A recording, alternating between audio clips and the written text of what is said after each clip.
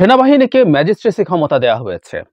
তারা এক্সিকিউটিভ ম্যাজিস্ট্রেটদের মতো ক্ষমতা ভোগ করবেন, এরকম একটা প্রজ্ঞাপন সরকারের পক্ষ থেকে জারি করা হয়েছে। এবং সেই প্রজ্ঞাপনে আমরা জানতে পারলাম এটা 2 মাসের জন্য এফেক্টিভ থাকবে।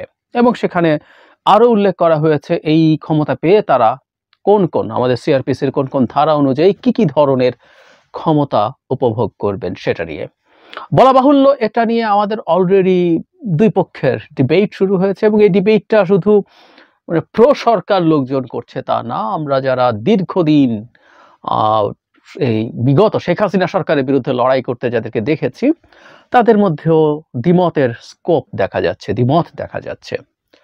এখন প্রশ্ন হচ্ছে আসলে এটাকে আমরা কিভাবে দেখব, কিভাবে দেখা উচিত হবে, যদি কিন্তু আছে কিনা, বা আমরা যদি এটা মেনে নেই তাহলে কি সতর্কতা সহ মেনে নেব, আর যদি মেনে না নেই কেন এটাকে মেনে নেব না সেটা নিয়ে আলাপ করতে চাই। প্রথম কথাটা হচ্ছে তারা এই ক্ষমতা পেয়ে কি করতে পারবেন আগে সেটা জানি, তারপর আমরা বিশ্লেষণ করতে সুবিধা হবে। এখানে বলা হয়েছে যে প্রজ্ঞাপনটা আছে, ঢাকা পোস্ট একটা চমৎকার রিপোর্টে দেখিয়েছে কি জিনিস করতে হয়। আমি সিআরপিসি বের করে পড়তে যাচ্ছিলাম তখন এটা পেলাম রেডিমেড, ইটস ইজি, সহজে একত্র করে দেয়া আছে। সেনাবাহিনী নির্বাহী ম্যাজিস্ট্রেটের ক্ষমতাপ্রাপ্ত কর্মকর্তারা ফৌজদারি কার্যবিধি 1998, 64, 65 ইত্যাদি কতগুলো ধারার কথা বলা হচ্ছে। তারা যেটা করেছেন তারা বের করেছেন কি আছে। আমি 64 পড়ি। ম্যাজিস্ট্রেটের উপস্থিতিতে অপরাধ সংগঠনকারী ব্যক্তিকে গ্রেপ্তার করার বা গ্রেপ্তারের নির্দেশ দেওয়ার মতো হেফাজতে রাখার ক্ষমতা। 65 বলছে গ্রেফতারি পরোয়ানা জারি করতে পারে। আমি খুব অল্প করে শর্টলি বলি, না হয় অনেক বেশি সময় লেগে যাবে।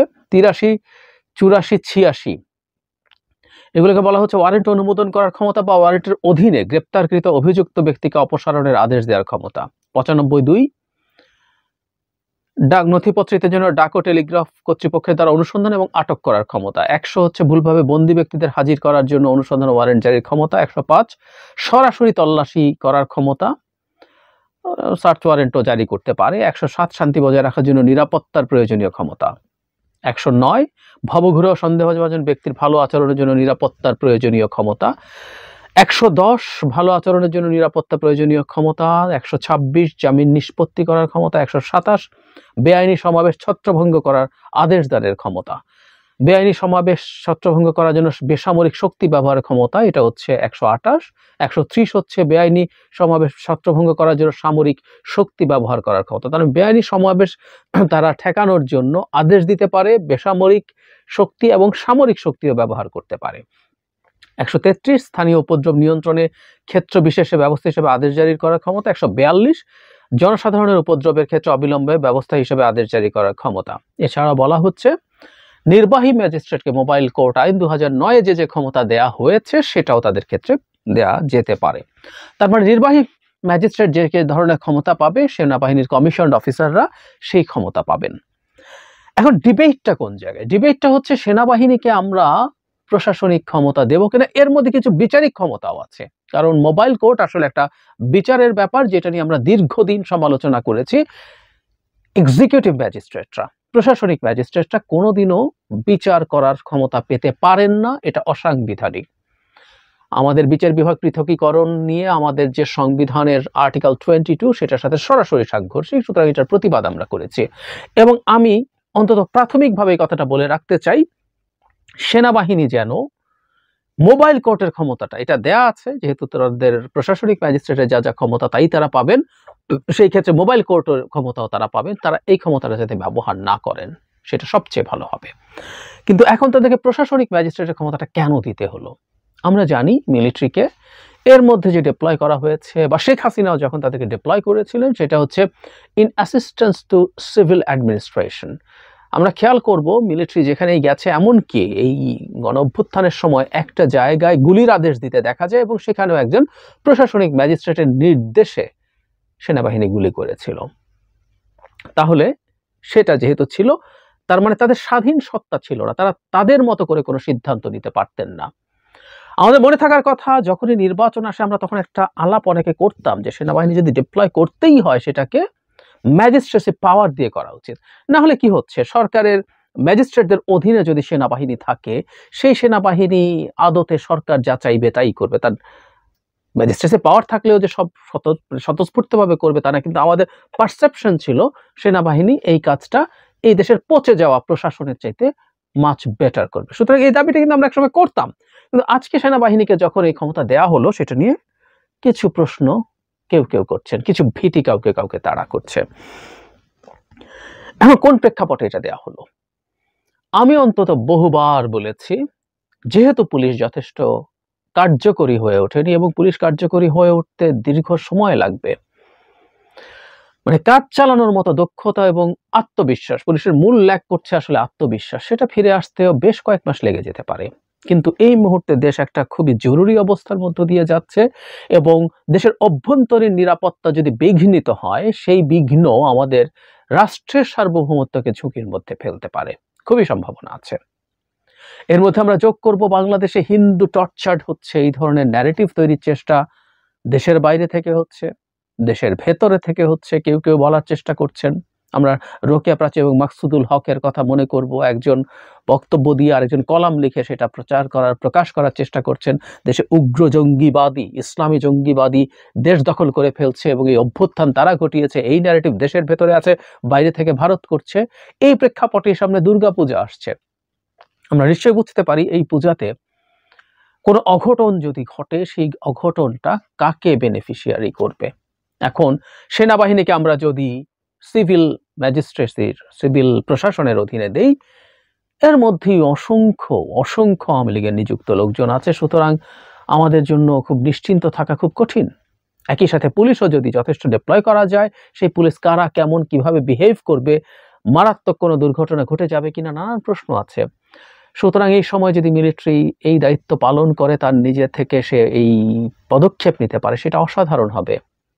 এবং শুধু সেই জায়গায় না, এর মধ্যেও দেশে নানা রকম অ্যাট্রোসিটিস ঘটেছে, মাজার ভাঙা হয়েছে অনেকগুলো, প্রায় 50টা, বিভিন্ন জায়গায় মব তৈরি হচ্ছে। শুধু সেটাই না, বিভিন্ন এলাকায় সেই পুরনো চাঁদাবাজি ফিরে এসছে, শুধু মানুষ বদল হয়েছে, পরিবহন সেক্টরে, ব্যবসায়, এমনকি ফুটপাতেও চাঁদাবাজি ফিরে এসছে, নানান নামে এসছে। আমার কথা হচ্ছে, যার নামেই ঘটুক না কেন, যেই ঘটাক না কেন, এটা কন্ট্রোল করার দায়িত্ব সরাসরি সরকারের, সুতরাং সরকারকে এটা করতে হবে। সুতরাং আমি আমার টেক বলছি, সেনাবাহিনীকে এই দায়িত্ব দেয়া, ম্যাজিস্ট্রেসি পাওয়ার দেয়া, আমি স্ট্রংলি সমর্থন করি, খুব স্ট্রংলি সমর্থন করি। কিন্তু একটা কিন্তু আছে, কিন্তুটা হচ্ছে সেনাবাহিনীকে সতর্ক থাকতে হবে। আমরা নিশ্চয়ই জানি সেনাবাহিনীর আসলে পুলিশের কাজ বা ম্যাজিস্ট্রেটের কাজ করার জন্য সেনাবাহিনীর ট্রেনিং দেওয়া হয় না। ঠিক এই পয়েন্টে আমি ইভেন র্যাবে, সশস্ত্র বাহিনী থেকে অফিসারদেরকে আনা, জওয়ানদেরকে আনার শক্ত ক্রিটিক করেছি দীর্ঘদিন। তার ট্রেনিং কোনোভাবে সেটা না, পুলিশও গুলি করে, সেনাবাহিনীও গুলি করে, কিন্তু দুজনে গুলি করার ধরন ভিন্ন, উদ্দেশ্য ভিন্ন। যদি আমাদের দেশে পুলিশকে সেনাবাহিনীর মতোই শুট টু কিল করা হয়েছে, গুলি করে মেরে ফেলার জন্য, সেভাবেই ট্রেন করে ফেলা হয়েছিল, কিন্তু মানে পুলিশের কাজ কোনোভাবেই সেটা ছিল না। একই সাথে অপরাধ তদন্ত, অপরাধী খুঁজে বের করা, তাদের নেটওয়ার্কের হদিস পাওয়া, তাদের কিভাবে সবকিছু মেনটেন করে, সোর্স থাকা, এই কাজগুলো আসলে পুলিশের দায়িত্ব। এবং দীর্ঘদিন পুলিশ কাজ করে এই ঘটনাগুলো, তাই দক্ষতা তাদের অর্জন করতেছে এবং তারা সেই দক্ষতা তাদের আছে। এবং তাত্ত্বিকভাবে অন্তত পুলিশের খুব যত সম্ভব কম বল প্রয়োগ করে সিচুয়েশন হ্যান্ডেল করার ট্রেনিং থাকার কথা। কিন্তু সেনাবাহিনী এই কাজের জন্য ট্রেন না, তার কাজ হচ্ছে শত্রুকে, মানে পুলিশ যাকে ফেস করে, শেখ হাসিনা বানিয়েছে জনগণকে পুলিশের শত্রু, কিন্তু জনগণ আসলে পুলিশের শত্রু ছিল না। পুলিশ ওই মাটির সন্তান, জনগণ ওই মাটির সন্তান, কখনো কখনো যদি প্রয়োজন হয় পুলিশ বল প্রয়োগ করে তাদেরকে নিবৃত্ত করবে, সেটাই ছিল কথা। কিন্তু সেনাবাহিনী হচ্ছে এক্সক্লুসিভলি শত্রুকে ফেস করার জন্য। আমাদের সেনাবাহিনী লাগবে একটা যুদ্ধে, সুতরাং সেনাবাহিনী তাকে ডিল করবে সর্বশক্তি দিয়ে, তাকে হত্যা করার উদ্দেশ্যে। সুতরাং সেনাবাহিনী যখন এই দেশের মানুষদের সাথে কাজ করতে আসবে, সিভিলিয়ানদের সাথে কাজ করতে আসবে, নিজ দেশের মানুষের সাথে কাজ করতে আসবে, তাদেরকে খুবই সতর্ক থাকতে হবে। এর মধ্যে দুটো ঘটনা ঘটে গেল, একটা নিয়ে আমি আগেই ভিডিও করেছি এক্সক্লুসিভলি, সেটা হচ্ছে যৌথ বাহিনীর অভিযান শুরুর পর 2 জন মানুষ সেনাবাহিনীর বা যৌথ বাহিনীর কাস্টাডিতে মারা গেছে, গতকালও আরেকজন মারা গেছে। ময়মনসিংহ যৌথ বাহিনীর অভিযানে আটক যুবদল নেতার মৃত্যু। আগের দুজন আওয়ামী লীগের ছিল, এটা যুবদলের, সম্ভবত যুবদলের ছিল। আটক হওয়ার পর কাস্টাডিতে মারা গেছে। এই অভিযোগগুলো উঠতে পারে এবং এই ব্যাপারে যৌথ বাহিনীকে সেনাবাহিনীকে খুবই সতর্ক থাকতে হবে। আমরা এই বাংলাদেশে আর একটা বিচার বহির্ভূত হত্যাকাণ্ড চাই না। আওয়ামী লীগেরও কারো বিচার বহির্ভূত হত্যাকাণ্ড চাই না, কারো উপরে কোনো অন্যায় চাই না।